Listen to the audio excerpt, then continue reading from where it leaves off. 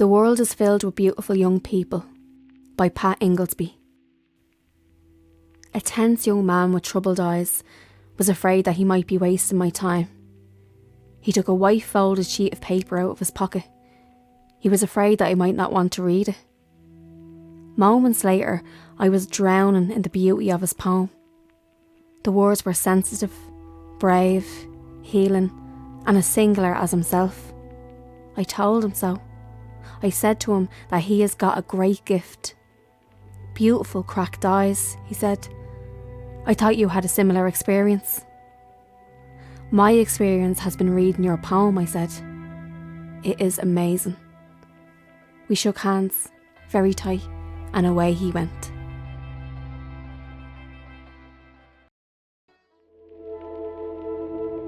Come with me, little Sheila, now. Come quickly grab your cap, and I'll show you where the fairies are beyond the Sally Gap.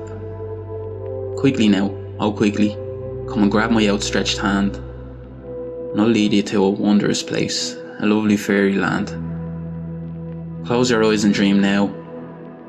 Let your mind be like an eye, as we walk across the landscape where the mountains touch the sky.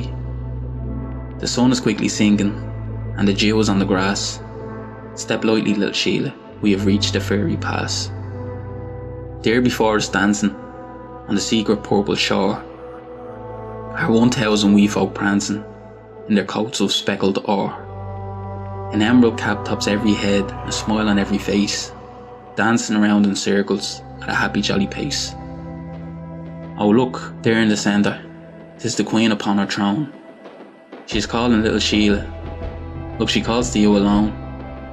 She rises now to meet you, and she takes you by the hand, to the merriment and dancing amidst the happy fairy band. She strikes you with her hazel wand, and changes quick your style. You've ringlets down your shoulders, fair and flowing as the foil. Your gown and fairy slippers have astonishing array of brilliant jewels and diamonds, as a bursting summer's ray. You're dancing now so lightly, in the dewy balmy air, with 1,000 fairy dancers, calling Sheila, you're so fair. The harpist plucks the harp strings, sending music up in bars, to the peaceful silent heavens, where dwells God's twinkling stars. Alas, the music's fading, and the dawn is on the wing. A hush descends the valley, when you cease to dance and sing. You seek my arms for slumber, and now peacefully in wrap, transported from the valley and the haunting Sally Gap.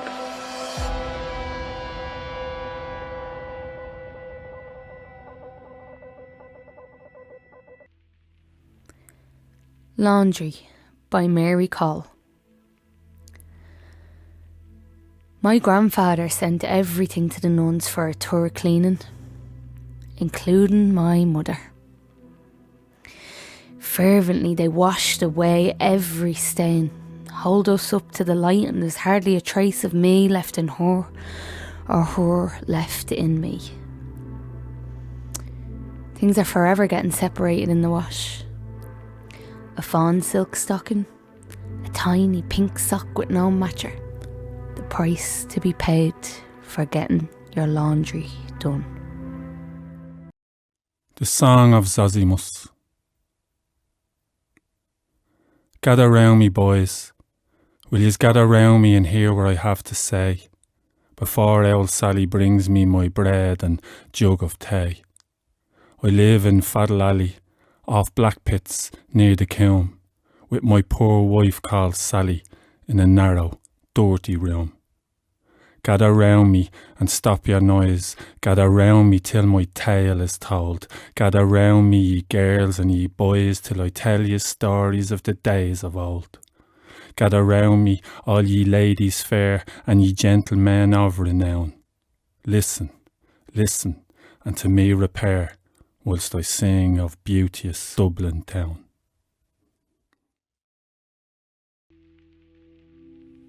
Dubh.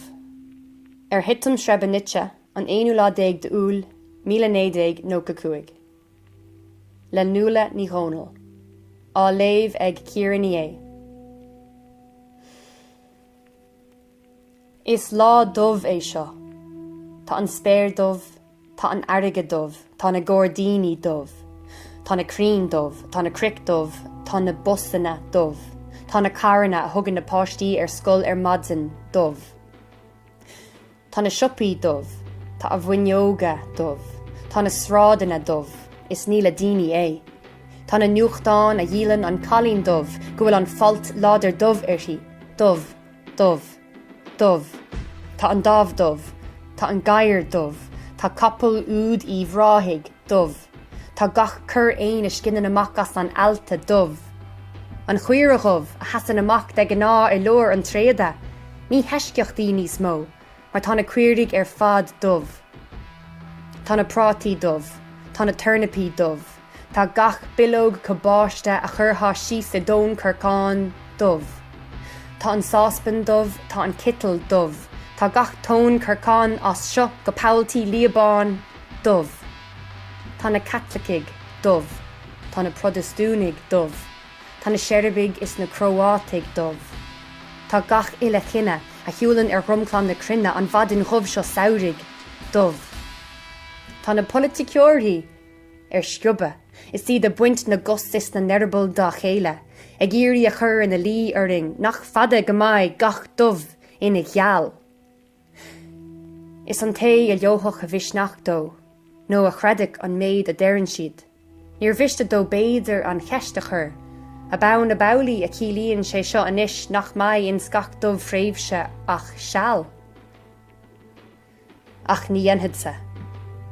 Mar táimse dubh, tá ma chrí dubh is ma intin dubh, tá ma áirc fáid réin ma ráirce dubh, tá an dubh is stich is a muithe gom díobh.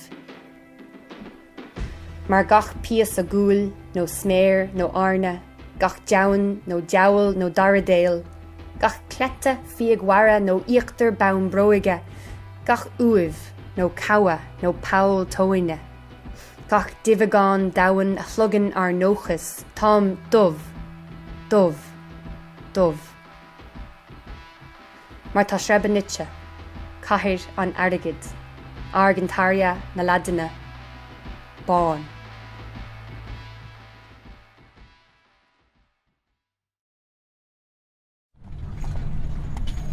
You sons and daughters of Aidan, gather round poor Zozimus, your friend.